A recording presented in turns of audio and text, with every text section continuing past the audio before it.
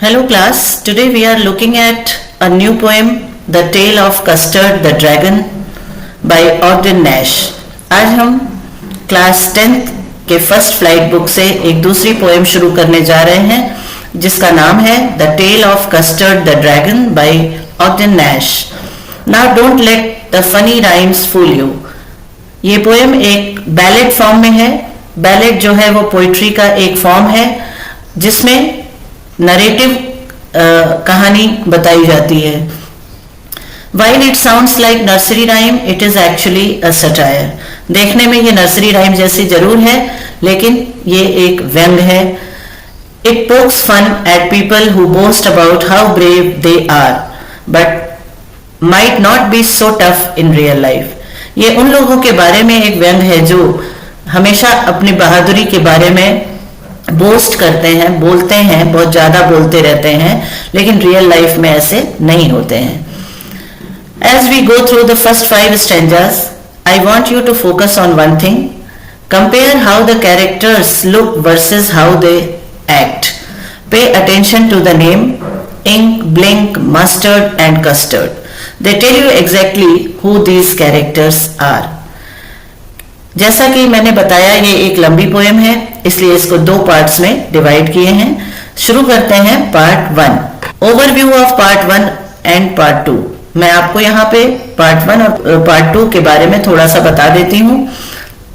In part 1 we are going to discuss introduction of the poem and poet, theme and summary, characters of the poem and first 5 stanzas of the text in part 1. उनकी meaning भी बताऊंगी और साथ ही साथ literary devices पे भी बात करेंगे. पार्ट 2 में रिमेनिंग टेक्स्ट होगा. उसके बाद कंक्लूजन में क्रिटिकल रिव्यू और मैसेज और फिर कुछ sample questions. Introduction of the poem. अगर हम पोएम की इंट्रोडक्शन की बात करें तो नाम तो मैंने आपको बता ही दिया है. नाम है the tale of Custard the dragon, written by Ogden Nash. Ogden Nash जो थे वो अपने ह्यूमरस एंड सैटिरिकल कविताओं के लिए बहुत जाने जाते थे.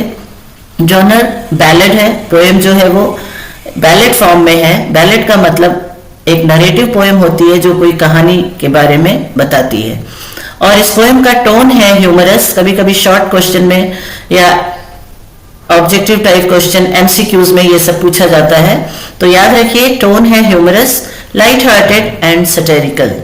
सैटिरिकल मतलब किसी चीज को, बात को व्यंग के माध्यम से कहना. और इसकी सेंट्रल आइडिया शॉर्ट में है true bravery is shown through actions during a crisis not through boasting. किस जो बहादुरी है वो एक्शन में दिखानी चाहिए या उससे पता चलती है, ना कि बोलने से, बहुत ज्यादा बढ़ा चढ़ा के बोलने से. अभी हम कुछ थोड़ा सा पोएट के बारे में बात कर लेते हैं. फ्रेडरिक ऑगडन नैश ये उनका पूरा नाम था. He was an American poet और अपने हल्के फुल्के कविताओं के लिए या जाने जाते थे. बहुत सीरियस पोएम नहीं लिखते थे वो. At the time of his death, जब उनकी मृत्यु हुई 1971 में, तो न्यूयॉर्क टाइम ने उनके लिए बहुत अच्छे शब्द कहे थे कि unconventional rhymes made him the country's best known producer of humorous poetry. मतलब कोई बहुत ज्यादा कन्वेंशनल वे में वो नहीं लिखते थे. राइम्स छोटी मोटी, अभी आपको मैंने बताया ना कि ये नर्सरी राइम जैसा लगता है, तो बहुत मतलब इजी वे में वो राइम्स के वे में ह्यूमरस पोइट्री लिखते थे और उसके लिए कंट्री मतलब अमेरिका में उन्हें बेस्ट नोन प्रोड्यूसर कहा जाता था ह्यूमरस पोइट्री का. नैश वॉज अ कीन observer of American social life.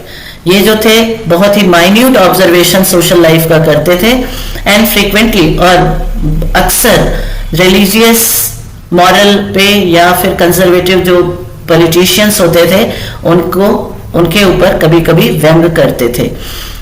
But healthy satire होता था. ही अपीयर्ड रेगुलरली ऑन रेडियो पे भी आते थे, टेलीविजन पे भी आते थे and he Drew huge audiences for his readings and lectures. और अपने कहानी के माध्यम से या कविता के माध्यम से वो उन्होंने बहुत लार्ज नंबर ऑफ ऑडियंस को अट्रैक्ट किया हुआ था. You can have a look about the characters of the poem the tale of Custard the dragon. You can see Belinda, Ink, blink, mustard, and they used to claim themselves brave. On the other hand, you can see the gesture of Custard the dragon. वो कैसे डरा हुआ, वो हमेशा अपना वो लेके इधर से उधर बस घूमता रहता था, वो हमेशा एक सेफ प्लेस अपने लिए ढूंढता रहता था. नाउ थीम एंड समरी के बाद, थीम एंड समरी के बाद हम देखते हैं कैरेक्टर्स डिस्क्रिप्शन उनका और क्लेम ट्रेड एंड रियलिटी. एक कैरेक्टर्स के बारे में समरी है और उस थीम से रिलेटेड उनकी जो क्लेम ट्रेड्स हैं वो बताए जा रहे हैं. कैरेक्टर पहला है बेलिंडा, जो कि ओनर है घर की जहां पे सब रहते हैं. She claimed herself brave as barrel full of bears, कि जैसे बियर्स, ग्रुप ऑफ बियर्स में जितनी ताकत है वो उतनी बहादुर अपने को कहती थी. बट टेरिफाइड पायरेट्स, पायरेट को देख के डर गई. रियलिटी में देखिए क्या वो अपने को प्रूफ क्लेम करती है और क्या एक्चुअल में है. यही थीम है और समरी भी आप इसे समराइज भी कर सकते हैं. इसीलिए इंक, ब्लैक किटन, काली बिल्ली, छोटी मीन्स बिल्ली का बच्चा आप कह सकते हैं, वो क्लेम करते हैं ceases lions down the stairs, कि शेर को भी पीछा कर लेगी. लेकिन जब मुसीबत आती है रैन अवे हेड, छुप गई वो. Blink, grey mouse, equally fierce and bold, अपने आप को फियर्स और बोल्ड क्लेम किया, लेकिन वो माउस भी डिसअपियर होल, बिल में छुप जाता है जब परेशानी आती है, मीन्स जब पायरेट अटैक करता है. Mustard, yellow dog, yellow colour का है इसलिए उसका नाम मस्टर्ड रखा है.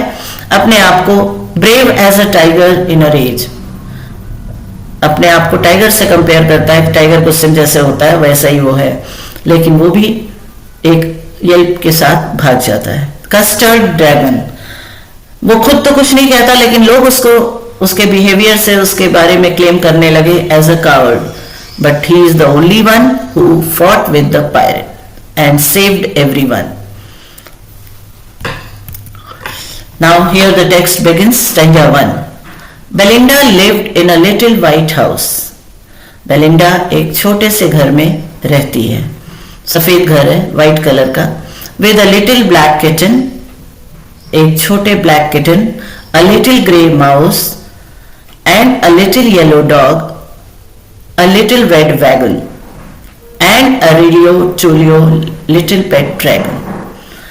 अब उस घर में कौन कौन रहते हैं ये आप देखिए. वाइट हाउस है, वाइट कलर का है, उसमें black little black kitten, little grey mouse, little Mustard और yellow dog and a little red wagon. Wagon जो है एक व्हीकल को कहते हैं, तो यहाँ पे वैगन किसको कहा गया है? ड्रैगन को. वो उसी तरह से बस इधर से उधर मूव करता है. अब यहां पे देखिए राइम स्कीम है. House mouse, wagon dragon, AABB, ये राइम स्कीम है. ऑलमोस्ट पूरे हर स्टेंजा में इसी तरह की राइम स्कीम है. यहां पे रेपिटिशन है, लिटिल वर्ड को बार बार यूज किया है तो रेपिटिशन फिगर ऑफ स्पीच है. पेट ड्रैगन बताया है तो ये ऑक्सीमोरन है. ड्रैगन को पेट कैसे किया जा सकता है? It is difficult. Anaphora, anaphora का मतलब है कि जब 2 कॉन्जिक्यूटिव लाइंस में सेम वर्ड रिपीट होता है. एंड देखिए थर्ड लाइन में और फोर्थ लाइन में रिपीटेड है.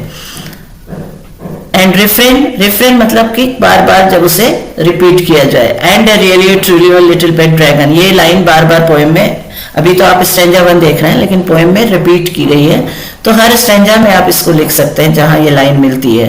रिफ्रेन मतलब होता है repetition of a sentence again and again. और पोएटिक लाइसेंस मतलब रियली ट्रूलियो का लिटरल मीनिंग है रियल एंड ट्रू. स्पेलिंग्स इधर का उधर चेंज किया गया है to create a musical effect. तो ये स्टैंजा 1 हो गया. अब चलते हैं स्टैंजा 2 की तरफ. Now the name of the little black kitten was Ink. अब उनके बारे में बताया जा रहा है. ब्लैक किटन का नाम इंक था. And the little grey mouse she called him Blink, उसका नाम ब्लिंक था. And the little yellow dog was sharp as Mustard but the dragon was coward and she called him Custard. ये उनके बारे में, उनके नाम के बारे में इंट्रोडक्शन है कि किटन को इंक कह के वो बुलाती थी बेलिंडा, और जो ग्रे माउस है वो ब्लिंक, और जो डॉग है वो शार्प था कलर में, येलो कलर है इसलिए उसको मस्टर्ड कहा गया। ड्रैगन जो था वो कायर है, इसलिए उस कस्टर्ड जैसे इधर से उधर हिलता है तो वही बस अपने थोड़े से मूवमेंट उसके होते थे, एंड हमेशा वो सेफ प्लेस अपने लिए ढूंढता रहता था, तो उसको कस्टर्ड कहा गया है। Literary devices same rhyme scheme, A B B, Ink, Blink, Mustard, Custard. Simile है क्योंकि यहाँ पे कंपेयरिंग वर्ड यूज किया है, dog was sharp, as comparing word है मस्टर्ड, तो यहाँ पे सिमिली है। एलिट्रेशन कॉन्सोनेंट साउंड का रिपीटिशन है, कार्ड, कस्टर्ड, क साउंड रिपीटेड है। एनाफोरा में वही जो लिटिल वर्ड बार बार जो यूज हुआ है इन 2 कंसेक्यूटिव लाइंस में, and a little 2 bar use किया गया है, एंड द लिटिल, तो इसलिए यहाँ पे एनाफोरा फिगर ऑफ स्पीच है। और रिपीटिशन में देखिए लिटिल वर्ड को यूज किया है, देखिए कंफ्यूज मत होइए। एनाफोरा में क्या होता है, लाइन जो स्टार्टिंग में वर्ड बार बार रिपीट होता है, और रिपीटिशन में बीच में वर्ड कई बार आते हैं इसलिए। स्टैंजा 3 देखिए, custard the dragon had big sharp teeth. अब उनके बारे में उनकी स्पेशलिटी दिखाई जा रही है कि कस्टर्ड ड्रैगन जो है उसके बारे में बता रहे हैं कि उसका टीथ बहुत ही शार्प है। Spikes on the top of him, spike का मतलब पॉइंटेड सरफेस है ऊपर, और उसके नीचे स्केल्स हैं, जो स्केल्स का मतलब है bony plates protecting the skin of fish and reptiles. तो इसी तरह ड्रैगन को उसको बचाने के लिए जो स्केल्स हैं, उसका मुंह फायर प्लेस जैसा दिखता है, चिमनी फॉर ए नोज, और नोज चिमनी जैसा है क्योंकि मुंह के अंदर रेड उसका दिखता है, तो फायर प्लेस से कंपेयर किया गया है। और यहाँ जो चिमनी है नोज को कहा गया है क्योंकि नोज से उसके जो फ्यूम्स निकलते हैं, जो ब्रीदिंग से जो निकलते हैं। And realio trulio daggers on his toes, और उसके जो टोज हैं वो डैगर्स जैसे हैं, डैगर शार्प नाइफ को कहते हैं, तो जो उसके पैरों के टोज मतलब टोज हैं वो डैगर्स की तरह दिखते हैं। लिटरेरी डिवाइसेस वही है, A B B, teeth underneath nose toes. Simile है क्योंकि mouth is compared like a fireplace, like जो है वो कंपेयरिंग वर्ड है। रिफ्रेन में वही है, and a realio trulio. Metaphor में chimney for a nose, chimney for a nose बोला है, ऐसे नहीं बोला नोज लाइक अ चिमनी, इसलिए यहां पे मेटाफर है। स्टैंजा 4 में Belinda was as brave as a barrel full of bears. Belinda जो है वो जो बैरल्स, इसलिए बैरल का मतलब यहाँ ग्रुप से है, बियर्स के ग्रुप इतनी ब्रेव है। And Ink and Blink chased lions down the stairs. Ink and Blink जो है वो लॉयन को भी चेस कर लेते हैं, ऐसा वो बोस्ट करते हैं, बोलते हैं। Mustard was as brave as a tiger in a rage, but Custard cried for a nice safe cage. सभी के बारे में बताया जा रहा है, उनकी क्लेम्ड ट्रेड्स हैं, और कस्टर्ड को कहा जा रहा है कि वो अपने लिए हमेशा नाइस सेफ केज ढूंढता है। मीनिंग आई थिंक सभी की, चेस का मतलब होता है फॉलो करना या पीछा करना, हंट करना। लिटरेरी डिवाइसेस वही हैं, bears, stairs, rage, cage. Alliteration है, ब साउंड, कॉन्सोनेंट साउंड जो है वो रिपीटेड है। Belinda full of bears, barrel, ब साउंड रिपीटेड है। Simile Belinda's as brave as, तो यहाँ पे सिमिली है। मस्टर्ड की भी ब्रेवरी को लाइक करके किया गया है, सॉरी एज से कंपेयर किया गया है। तो जहां भी आपको इस तरह का पोएम में दिखता है वहां पे सिमिली है। एज या लाइक वर्ड से अगर कंपेयर किया जा रहा है तो सिमिली होता है। Assonance, use of vowel sound a, Belinda was as brave as, a sound को देखिए रिपीट किया गया है, तो यहाँ पे एसोनेंस भी है, एलिट्रेशन भी है। Stanza 5, Belinda tickled him, she tickled him unmerciful. Belinda जो है वो हरदम उसे टिकल कर रही है निर्दयता से। Ink, Blink and Mustard they rudely called him Percival. Percival का मतलब होता है a knight in King Arthur's court. मतलब कि जैसे मजाक में, अरे ये तो राजा साहब हैं, क्या क्या ये करेंगे, इस तरह से उनको चिढ़ाते हैं कस्टर्ड को. They all sat laughing in the little red wagon. Little red wagon वही ड्रैगन को कहा जा रहा है. At the realio trulio cowardly dragon. तो बेलिंडा जो है उसे निर्दयता पूर्वक कि वो कुछ मूवमेंट करे, उससे हमेशा उसको टिकल करती रहती है, पोक करती रहती है. इंक ब्लिंक और मस्टर्ड उसे पर्सिवल कहते हैं, मजाक उड़ाते हैं. और दे all sat laughing in the little red wagon. Little red wagon के ऊपर हंसते हैं. और लिटिल रेड वैगन कौन है? ड्रैगन, कस्टर्ड को कहते हैं. यहां भी लिटरेरी डिवाइसेस वही है, A B B. Unmerciful, Percival, wagon, dragon. Refrain realio trulio वाला है. रेपिटेशन है, टिकल्ड वर्ड 2 बार यूज किया है. Allusion, reference to any person और प्लेस, मतलब किसी भी प्लेस या पर्सन से जब हम उसको कंपेयर नहीं, मतलब उसके जैसा उसको बताते हैं. पर्सोनिफिकेशन, इंक ब्लिंक को पर्सन के वे में किया गया है. मस्टर्ड को भी they rudely called him Percival. Percival का मतलब पर्सिवल मतलब नाइट, सामंत, राजा के कोर्ट के दरबार के सामंत को पर्सिवल कहते हैं. और यहाँ पे इसीलिए पर्सिवल ड्रैगन को कह रहे हैं क्योंकि वो आराम से बैठा रहता है, बाकी लोग इधर से उधर हिलते हैं, वो एक सेफ प्लेस ढूंढ के वहीं रहता है, ज्यादा मूवमेंट नहीं करता है.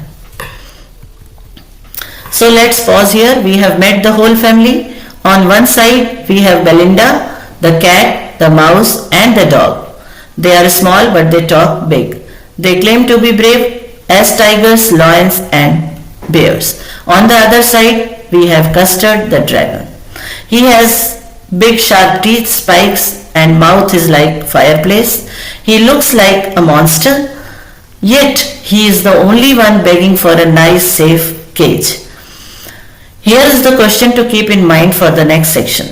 Is bravery about how loud you can boast, or is it about what you do when you really face danger? Let's see what happens in the next part.